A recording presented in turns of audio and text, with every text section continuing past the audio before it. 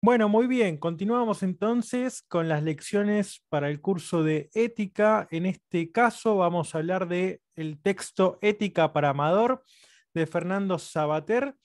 Y bien, vamos a trabajar en el presente video los primeros tres capítulos de esta obra. El primero se titula ¿De qué va la ética? Y aquí habla entonces Sabater de adquirir conocimientos y va a hacer una distinción, ¿no? Nosotros tenemos también como clave de lectura una de las preguntas para este curso de ética, que la primera sería ¿qué es la ética? ¿Qué saberes son necesarios según lo que va presentando Sabater en su obra? ¿Qué perspectiva tiene el autor sobre el concepto de libertad? Después, la importancia de los distintos motivos y los que va a diferenciar entre órdenes, caprichos y costumbres. Y después, el rol o la función que cumple el docente ante una comunidad de aprendizaje, cómo puede afrontar una clase, en específico de educación física en este caso, a partir de los distintos conceptos que va elaborando el autor.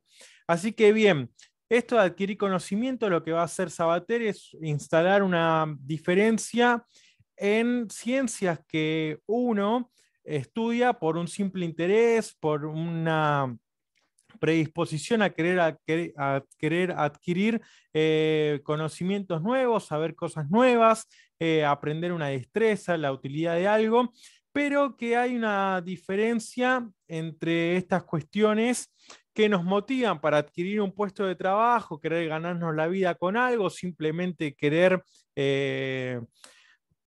satisfacer alguna curiosidad, pero hay conocimientos sobre y establece una distinción Sabater bastante importante entre conocimientos que, de los cuales podemos prescindir, podemos conocerlos o no. Y esos conocimientos de los cuales nosotros podemos prescindir, no nos va la vida, va a utilizar esa expresión, y hay otros por los cuales sí nos va la vida, o sea, nos compromete esos conocimientos, esas tomas de decisiones, esas adquisiciones de saber, nos va a de alguna manera ayudar en nuestro desenvolvimiento de la vida y justamente la totalidad de nuestro ser, la totalidad de nuestra existencia, va a estar relacionada completamente con la adquisición de esos conocimientos. Entonces vamos a tener esos conocimientos de destreza, de utilidad para distintos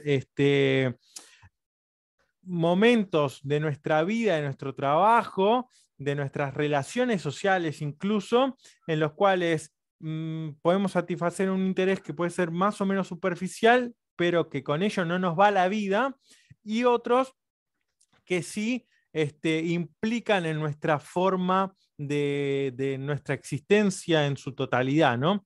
Se puede vivir de muchos modos, pero hay modos que no dejan vivir, y en esto también va a aparecer una relación entre cosas que nos convienen y cosas que no nos convienen dentro de, a partir de nuestras experiencias de vida, de nuestros saberes, de nuestros conocimientos, poder en esto tiene que ver la ética en tanto arte de vivir, ¿no? Esto es saber vivir, arte de vivir, eso tiene que ver con la definición de ética, y después más adelante vamos a ver también una diferenciación entre ética y moral.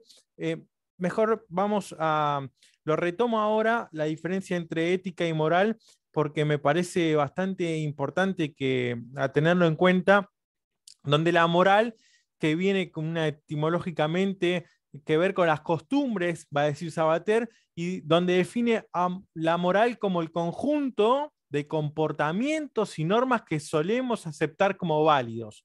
Por ejemplo, hay un texto de Friedrich Nietzsche que se titula La genealogía de la moral, donde hace toda una construcción de la instauración de valores, de aquello que nosotros en Occidente consideramos como lo bueno, lo malo, lo justo y lo injusto, el bien y el mal. Todas esas son valoraciones que responden a una moral, a una serie de comportamientos y normas, a unas reglas, unas leyes que se van a ir estableciendo, pero son de conjunto social.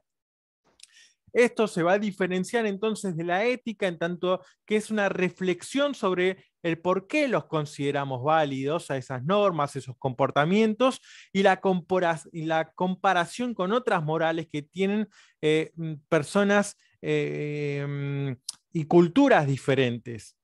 Porque esa reflexión sobre si robar está bien o mal, si matar está bien o mal, o si, no sé, hacer determinada acción está bien o mal, esa reflexión personal, individual, es una reflexión sobre un comportamiento y unas normas morales, si están aceptadas o no como válidas, en qué mentir, ¿está bien o está mal?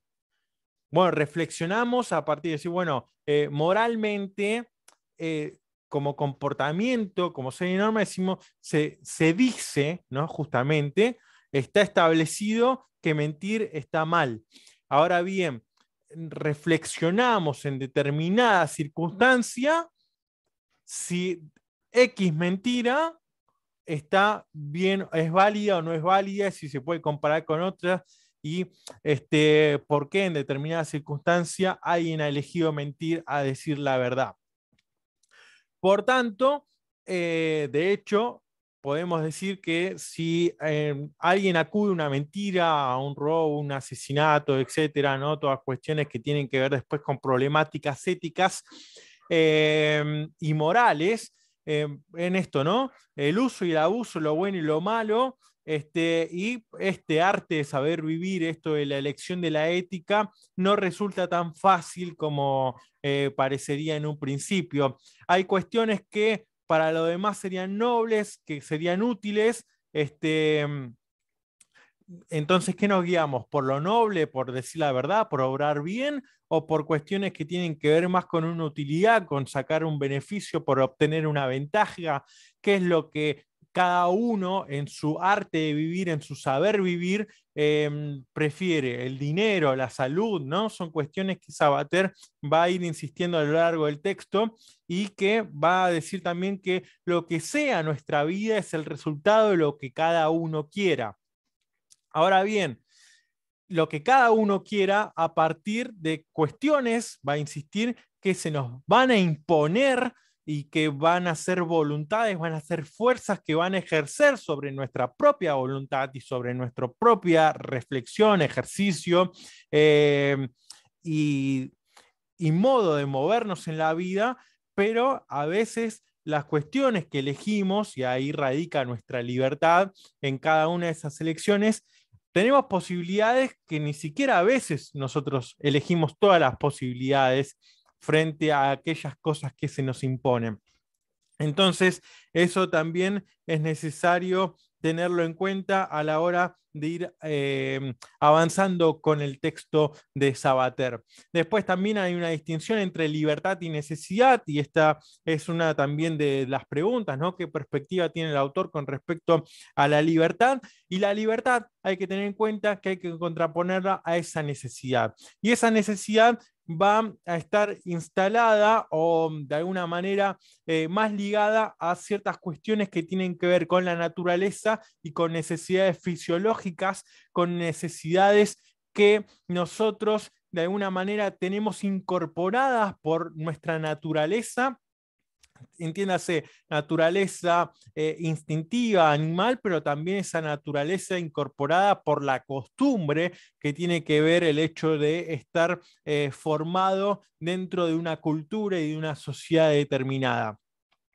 Él va a hablar del ejemplo de las termitas soldado que se sacrifican por la seguridad de las demás, y acá realiza la siguiente pregunta: ¿son valientes esas termitas o por qué no las consideramos valientes? A diferencia de la acción de Héctor en la Ilíada de Homero, que lo hace cumplir su deber, defender a su familia y a sus conciudadanos.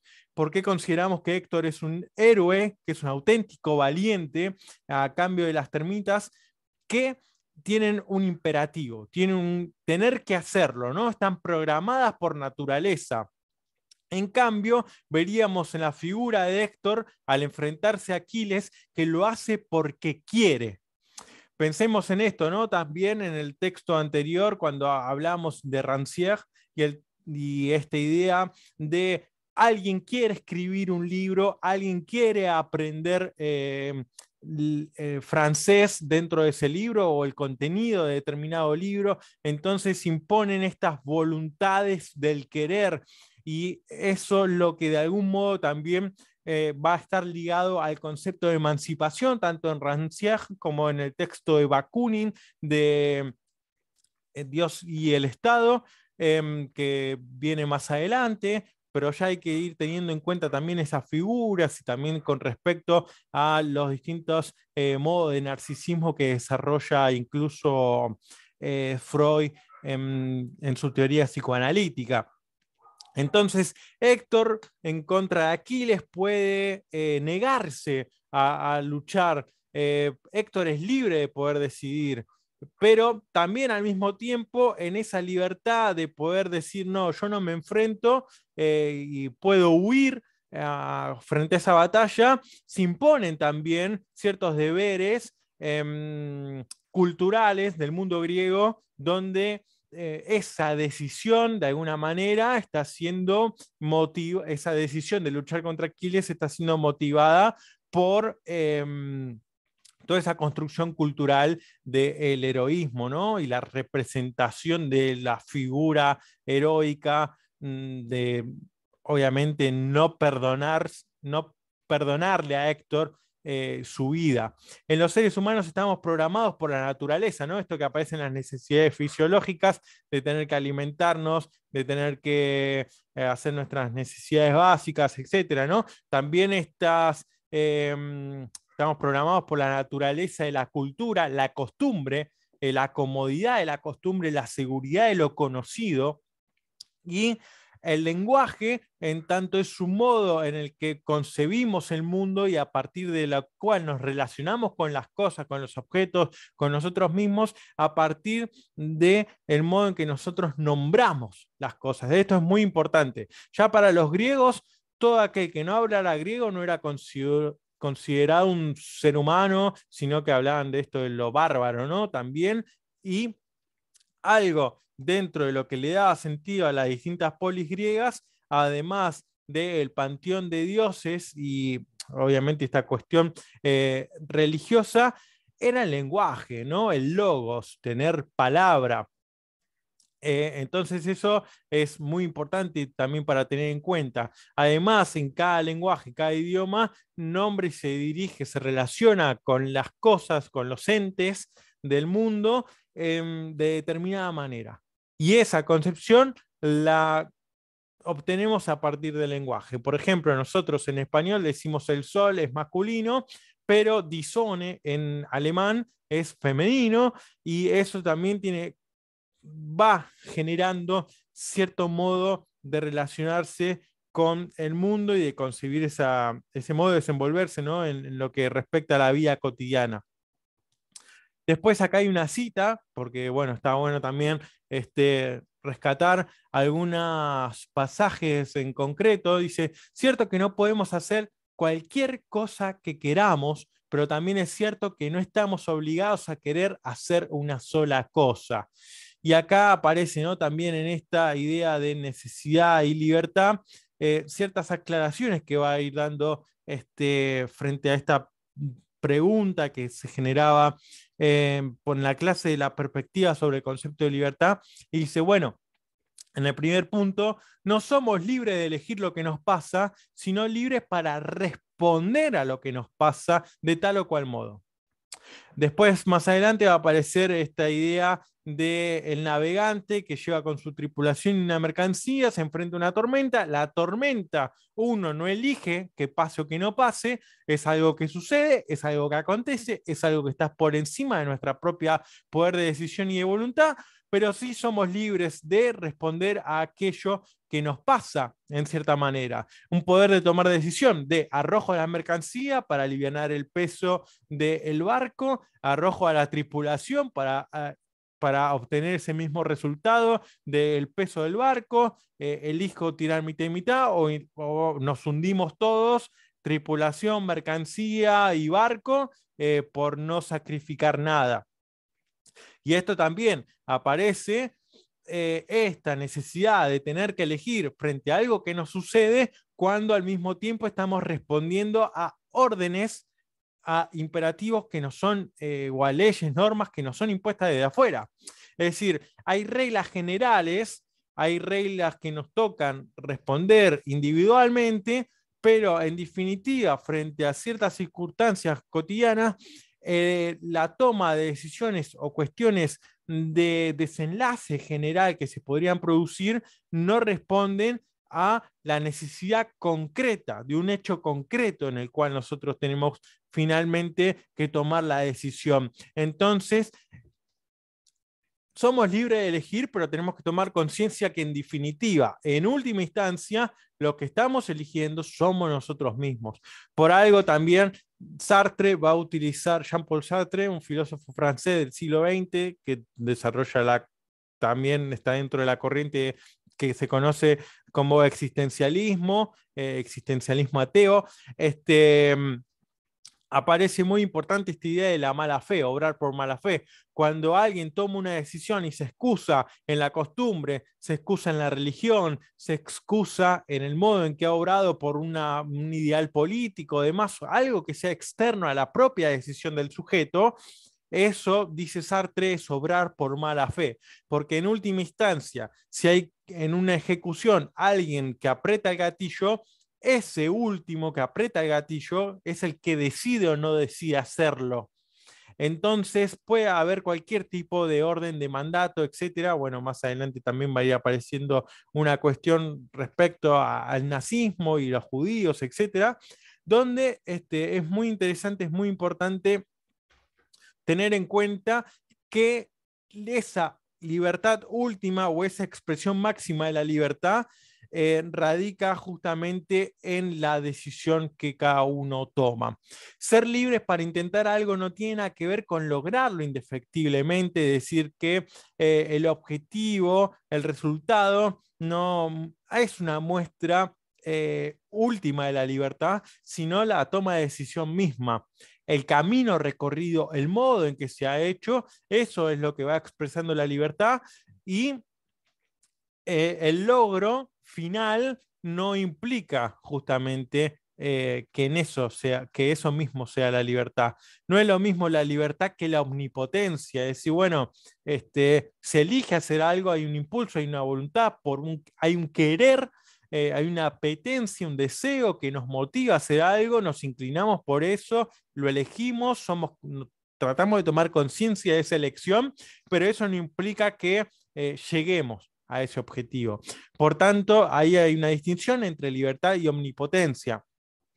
A mayor capacidad de acción tengamos, a mayor cantidad de decisiones nosotros creamos tomar, mejores resultados quizás podemos obtener en el ejercicio de nuestra libertad. Hay cosas que dependen de la propia voluntad, pero hay más voluntades en el mundo. No todo depende de nosotros, ni únicamente de nosotros, ni de nuestra única fuerza. Y en definitiva, algo que va a resaltar Sabater también es esta cuestión de la culpa frente a que nadie cree de veras que no es libre. Entonces, también en algún punto, si sentimos culpa por determinadas cosas, es porque creemos que tenemos una suerte de implicancia en el desarrollo de los acontecimientos. Podemos inventar y elegir en parte nuestra vida. Y el inventar y elegir implica equivocarse.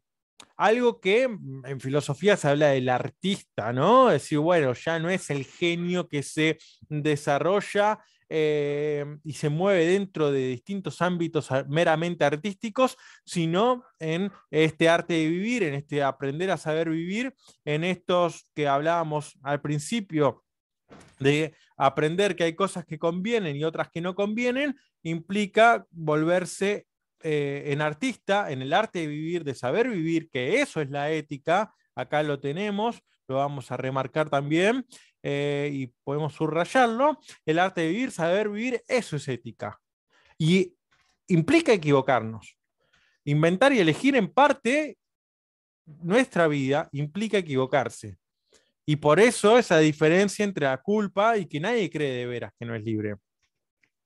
El capítulo segundo habla de órdenes, costumbres y caprichos, y acá está la siguiente pregunta, esta que mencionábamos al principio, con respecto a los motivos, los órdenes, los caprichos, las costumbres, que no podemos elegir lo que nos pasa, esto que veníamos diciendo ya en el capítulo 1, pero sí cómo hacer frente a ello.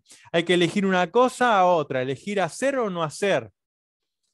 A veces, y en esto, ¿no? Algo que también en filosofía se habla mucho de, por ejemplo, Martin Heidegger en Ser y Tiempo, de 1927, habla de in the Welt sein, ¿no? Ser en el mundo, que después un filósofo argentino habla de ser en el mundo es un estar ya jugando. Y el modo del jugador, y esto está bueno para todo lo que tiene que ver con la educación física, con respecto al juego, el movimiento del cuerpo y demás, es decir, esta postura de aquel que elige no jugar, que decide no involucrarse en el juego y que toma una postura de retirarse de ese movimiento, del entusiasmo del estar jugando, es un modo de jugar, porque tiene una implicancia, o incluso el que está jugando y hace trampa. Todos esos son posturas y modos de relacionarse en ese estado de juego que obviamente, ¿no? En un juego en concreto, no sé, por ejemplo, en una actividad como el fútbol, el vóley, sobre todo juegos en equipo, jugar a las cartas, el ajedrez, etcétera. Sí, bueno, cada jugador toma una postura y un modo de relacionarse consigo mismo, con el juego y frente al oponente también, y si hay compañero de equipo, etcétera, ¿no? Entonces, hay cosas que elegimos también en este hacer y no hacer, pero elegir no hacer es un modo de elegir también. Y bueno, también hay determinadas cuestiones que se nos van imponiendo, ¿no? Acá nuevamente habla de Aristóteles con el barco de la mercancía, de la tripulación de la tormenta, que la tormenta se impone, que no se elige, que uno puede elegir qué acción seguir a partir de esa tormenta que se impone y que actuar de manera instintiva es diferente a pensar las cosas demasiado, ¿no? Y acá hay que encontrar una suerte de armonía y de relación entre el instinto y el pensamiento. El instinto implica la acción, lo podemos marcar acá, actuar es acción frente a la teoría que en exceso puede paralizar. Puede paralizar al individuo, ¿no? La teoría en un exceso puede paralizar y la acción en esto, ¿no? Podemos volver a Sartre, si se quiere, en ese texto del ser y la nada, donde insiste todo el tiempo, y incluso están las clases del filósofo José Pablo Feynman, donde, donde Feynman habla precisamente de esta cuestión donde corre el colectivo. Viene el colectivo, tengo que ir, bueno, esta idea, ¿no? Que aparece, tengo que ir a la escuela, veo el colectivo, lo corro. Si pienso en, yo, Lucas, tengo que correr el colectivo porque si no voy a llegar tarde a la escuela, perdí el colectivo. Entonces hay cuestiones que tienen que ver con algo más instintivo, con una acción, ahí, lanzarse al hecho, ¿no? Y frente a esta distinción entre la teoría y la práctica, entre la mera acción y estar paralizado, aparecen los motivos. Y no nos preguntamos todo el tiempo, ¿por qué hago lo que hago? Y aquello que hago, ¿cómo lo hago? ¿No? Entonces aparece acá estas cuestiones. Yo intento también remarcar un poco esta cuestión de las órdenes y ciertas cuestiones automáticas que tienen que ver con los órdenes, a diferencia de las costumbres y los caprichos, ¿no? Lo automático, lo funcional y lo que es sin pensar, y acá aparecen ciertos ejemplos, que es lavarse los dientes, correr el colectivo. Acá nos preguntamos por qué hago lo que hago, cómo lo hago. Preguntarme por qué estudio determinada carrera, o por qué quiero recibirme y tener tal título, o por qué tengo determinada pareja o relación, o mis amistades, etcétera. ¿Sí? No nos estamos preguntando todo el tiempo por qué. Ahora, cuando queremos teorizar, reflexionar, a ver, pensémoslo de la siguiente, con el siguiente ejemplo. Vamos a un cumpleaños, una fiesta, a un baile, lo que se dice, ¿qué hago acá? Cuando uno se pregunta qué hago acá dentro es porque o uno entró en un aburrimiento o no se halla en el contexto, y justamente se genera ahí en esa teoría, en esa pregunta y en ese sostenerse en la pregunta, una suerte de alejamiento, de abstracción del estado del cumpleaños, de la fiesta, del evento, de lo que sea. Entonces, sí, bueno, justamente ahí uno se corre del sentido, de ese sentido instintivo, ¿no? De esa mera acción. Entonces, sí, bueno, cosas así, ¿qué hago lavándome los dientes? ¿Qué hago corriendo el colectivo? No, bueno, te lavas los dientes, corres el colectivo. Las órdenes, en cambio, te las piden y se te pido que estudies. Y acá después va a ser una distinción entre ciertas cuestiones que tienen que ver que lo hacemos por miedo, por confianza. ¿Por qué obedecemos esas órdenes? Porque todas las órdenes que nos dan están bien. Todo lo que nos dice un profesor, un docente está bien, todo lo que dicen nuestros padres está bien, o todo lo que dice un mayor está bien solamente porque es mayor, porque tiene una autoridad, porque es un jefe, porque es un docente. ¿Mm? Esto también hay que ponerlo ahí en duda. Por eso Sabater va a insistir en esta idea de pensar las cosas incluso dos veces, o al menos dos veces. La costumbre, lo que todos hacen, y utilizar determinado tipo de vestimenta, por ejemplo, escuchar determinado tipo de música, porque si yo hace unos años atrás escuchaba rock y ahora escucho trap, o por qué aquel que escuchaba reggaetón hace menos, ahora escucha trap o nuevos estilos musicales que van saliendo. Eh, Todo eso que, ¿por qué? ¿Qué es lo que busca? ¿Una aceptación colectiva? ¿O porque se impone por los medios de comunicación, por las redes sociales, porque es lo que está de moda, porque es lo que se consume? Entonces, no quiero parecer anticuado, no quiero recibir algún tipo de bullying o lo que sea, entonces me acoplo a esa costumbre. Bueno, justamente, ¿no? Algo que va a hablar Bakunin después también más adelante en el texto de Dios y el Estado, es estas cuestiones y que tienen que ver mucho con una crítica kantiana de la comodidad de la costumbre, y esta idea también de mantenernos dentro de una ola de lo que sería el Das Man, lo uno o lo inauténtico, y pasar desapercibido, ¿no? Y bueno, después están también los caprichos como mera apetencia, patear una lata en el camino a casa, antes se pateaba una tapita, se molestaba mientras salían de la escuela, iban caminando, ¿no? Ahora, bueno, ya van todos con el celular, cada uno en su mundo. Y ciertas cosas que describe el texto que se han perdido, ¿no?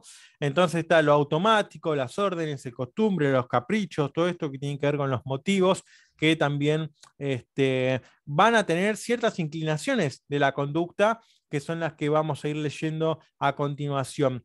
Las órdenes sacan su peso del miedo, el afecto, la confianza, esto que hablamos de, bueno, le tengo miedo a mi jefe, le tengo afecto a mi padre, le tengo confianza a determinada persona, entonces a veces obedezco por ese tipo de sentimiento, de emoción que se genera, o por incluso esperar alguna recompensa, pero eso no implica que la orden esté bien dada.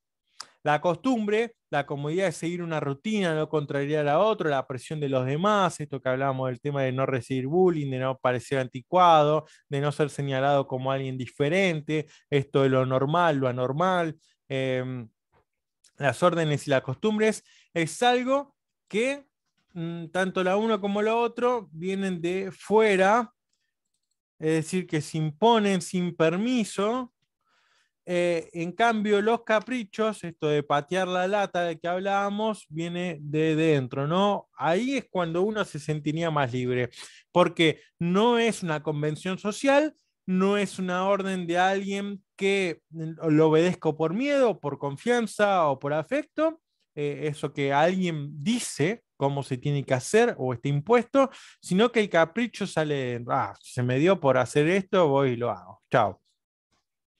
Y ni siquiera sin medir las consecuencias, ¿no? Esto de la acción frente a la teoría.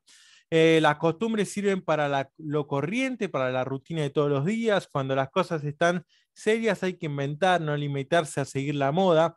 Leo una cita también acá de Sabater que dice: en momentos tempestuosos a la persona sana se le pasa casi todos los caprichitos y no le queda sino el deseo intenso de acertar con la línea de conducta más conveniente, o sea, más racional. Esto retomando la cuestión de Aristóteles con respecto a lo del barco, la mercancía, la tripulación. Acá no hay capricho individual, sino que hay un deseo intenso que va a aparecer casi de manera natural de acertar con la línea de conducta más conveniente, con lo más racional. Fíjense, deseo instintivo, algo irracional como el deseo, de querer dar con lo racional. No sé, se me cruzó recién. Es interesante para pensarlo. Y después, bueno, en el capítulo tercero, haz lo que quieras, donde, bueno, tenemos esta distinción entre la palabra moral y ética, vamos a repasarla, que la moral como conjunto de comportamientos y normas que solemos aceptar como válidos, frente a la ética, que es esa reflexión de por qué consideramos válido, por qué podemos compararlo y de qué punto, de qué perspectiva nosotros nos paramos para comparar las distintas morales, una moral occidental frente a una oriental, y dentro de Occidente, cada país, cada cultura, cada sociedad, incluso determinada dentro de Argentina en este caso, tiene también sus modos de obrar, de accionar. Y cada individuo también va a hacer una reflexión diferente sobre determinado hecho. La mayoría de las cosas las hacemos porque nos las mandan, porque se acostumbra a hacerlas así. Cito acá, dice: libertad es poder decir sí o no. Clave, clave este punto. Libertad es poder decir sí o no. ¿Lo hago o no lo hago? Digan lo que digan mis jefes o los demás. Esto me conviene y lo quiero. Aquello no me conviene y por tanto no lo quiero. Acá la utilidad, la ventaja, esto de poner primero el dinero, poner primero la salud, poner primero el orgullo, la competencia, el reconocimiento. ¿Qué es lo que pongo entonces frente a esto? Sí, bueno, yo me paro frente a un curso y digo, hoy vamos a hacer determinada actividad. Bueno, eso es una orden. Ahora bien, decido yo como docente, al ponerme en determinada actividad, a decirle a cada uno cómo lo tiene que hacer. O yo puedo incluso, ¿no? Decir, bueno, dentro de, vamos a jugar al vóley. Y voy a decirles también la técnica, o ya se han visto las técnicas de cómo se golpea la pelota en determinadas cuestiones, la regla del juego, y también bueno, las técnicas, las reglas, etcétera, ¿no?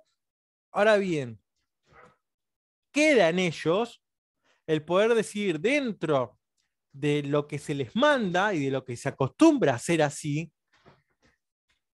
la toma de decisiones en determinados momentos.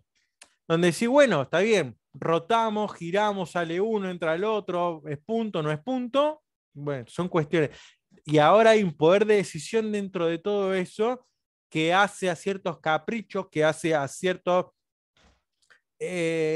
movimientos y manera de desenvolverse frente a eso, frente a la presión también del juego, frente a la relación con sus compañeros y consigo mismo, de cómo pararse frente a esa clase, cómo pararse frente a ese partido y la situación en la cual uno está inmerso, ¿no?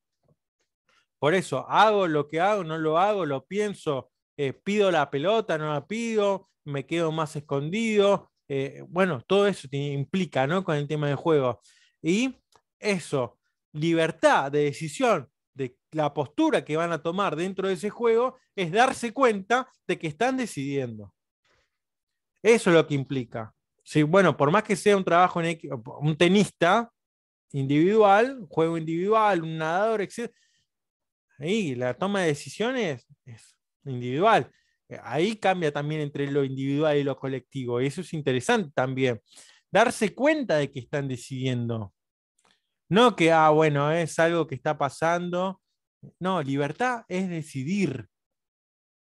Pensar lo que uno hace. ¿Por qué hago esto? ¿Por miedo? ¿Por conveniencia? ¿Por utilidad? ¿Por esperanza?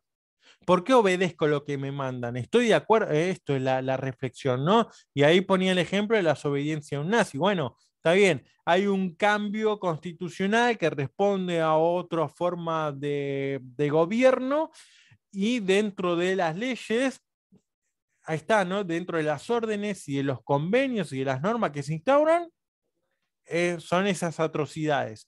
Ahora bien, Ahora bien, ¿qué es lo que termina sucediendo entonces? ¿Están bien dadas esas órdenes? ¿Responden realmente a una ética, a una humanidad, a un consenso social que responde al humano? ¿No? Entonces, bueno, ahí tenemos el tema del juicio a Eichmann también, la discusión con Hannah Arendt, etcétera, ¿no? Acá tenemos también una cita que dice: nunca una acción es buena solo por ser una orden, una costumbre, un capricho. Nadie puede ser libre en mi lugar. Cada uno toma su decisión y su modo de relacionarse con la libertad. Nadie puede dispensarme de elegir. Cada uno tiene que vivir y asumir su propia libertad. Como dice Søren Kierkegaard, un filósofo danés, dice, bueno, elegir angustia. Y cada uno tiene que aprender a sobrellevar esa angustia. No podemos inventarnos del todo porque no vivimos solos y muchas cosas son impuestas. Aprender a elegir por nosotros mismos, pensar las cosas a veces, esto, ¿no? La costumbre. No vivimos solos y muchas cosas son impuestas. Entonces nos inventamos en el modo en que podemos tomar decisiones dentro de aquellos límites de los cuales hay reglas y normas, tomar decisiones. Bueno, estamos en el partido, yo no lo elegí, me mandaron por la clase, por la actividad, pero ¿qué hago con eso? Otra vez Sartre se me viene a la mente somos lo que hacemos con lo que hicieron de nosotros, ¿no? Es decir, el existencialismo es un humanismo, un texto imprescindible también con toda esta problemática. Entonces, también, ¿no? En esto, si bueno, qué es lo bueno, qué es lo malo, qué es lo justo, qué es lo injusto, eso de lo bueno tiene que ver y está ligado a cierta utilidad. Por eso decimos, bueno, no juzgamos a la persona, no la pensamos a partir de una determinada integridad en tanto ser humano, sino en tanto hay una actividad determinada que desarrolla. Un futbolista, un nadador, un profesor, alguien como marido, como novio, o como lo que fuera, o como padre, es decir, bueno, ¿es bueno o malo? Bueno, eso se refiere a una utilidad, porque hay un fin, tenemos un concepto de eso, hay algo, un objetivo al cual hay que responder, entonces ahí medimos en tanto esa función, si cumple con una suerte de ese concepto, si es perfecto, en qué medida se adecua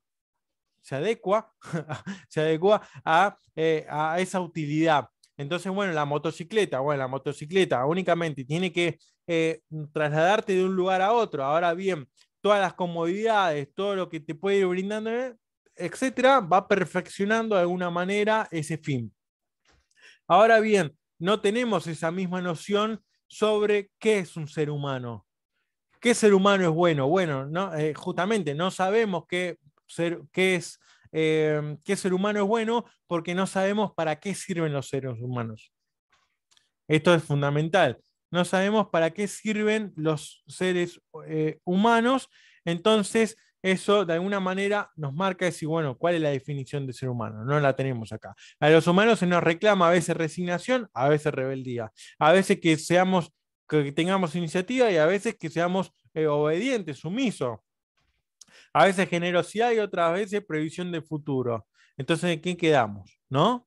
¿Qué? Según las circunstancias. ¿Para qué? ¿Por qué? Entonces, bueno, ahí no hay una utilidad definida, no hay un fin definido, no hay una definición del concepto de qué es ser humano. Y seguramente al poner un tipo de definición hay algo que quede por fuera de ese concepto. Entonces, hay algo, y justamente tenemos que pensarlo que como seres humanos, en tanto estamos vivos y somos libres, no somos algo cerrado, definido, acabado, entonces siempre podemos de alguna manera encontrar un modo distinto de imponernos a las cosas y justamente redefinir ese para qué, o poner en cuestión ese para qué. Los oficios y los instrumentos, martillo, dar una clase, bueno, tenemos la utilidad. ¿Es para determinado fin o no? Es decir, bueno, educación física, un comportamiento, una ética sobre nuestro cuerpo, un aprendizaje sobre determinados movimientos, sobre determinadas actividades lúdicas que se van a desarrollar en el juego. ¿Sirve para ese fin o no? El objetivo de la clase es este. En este caso, aprender sobre el texto de ética para Amador de Sabater y dentro de esos objetivos, ver qué es la ética, qué saberes son los necesarios según Sabater y qué perspectiva de libertad tiene. Bueno, listo, tenemos la utilidad de la clase. Ahora bien, ¿qué es un ser humano? No lo tenemos. Y aparte, cada una de nuestras funciones, en este caso, alguien que escucha la clase, alguien que dicta la clase, tiene también un rol determinado. Pero no somos ese único rol. No hay un único reglamento para ser buen humano. Se puede ser de muchas maneras y hay muchas opiniones y comportamientos que juzgan. Una utilidad, esto que mencionamos, la tendencia hacia un fin. ¿Intervienen también sentimientos o no? Es una buena pregunta. Y finalmente, el título de este último capítulo, haz lo que quieras, la gente tiende a rebelarse frente a las imposiciones. Entonces, habla de esta ética en la cual si se deja libre y no hay obediencias, finalmente parecería que los seres humanos obedecen o responden naturalmente al bien. Es algo que, bueno, va a aparecer justamente en la problemática contractualista e incluso en el texto de Bakunin de Dios y el Estado, es decir, bueno, ¿por qué se pacta? ¿La libertad es anterior a la constitución de la sociedad o la sociedad vivir en comunidad es anterior y a partir de esa relación con los otros podemos hablar de que existe una libertad? Así que bueno, en la próxima clase vamos a ir desarrollando también esos conceptos, ir poniéndolos en relación, porque justamente este modo de elegir cómo vamos a desenvolvernos, de lo cual está hablando Sabater acá, en este texto, esta ética, esta moral, tiene que ver con un modo también de librar a la emancipación, a un maestro emancipador y dejar que asuma su rol y haga su propia toma de decisiones el alumno frente a las determinadas circunstancias que se le presentan. Así que bueno, llegamos hasta acá con la clase de hoy y nos estamos viendo entonces en el próximo video. Saludos.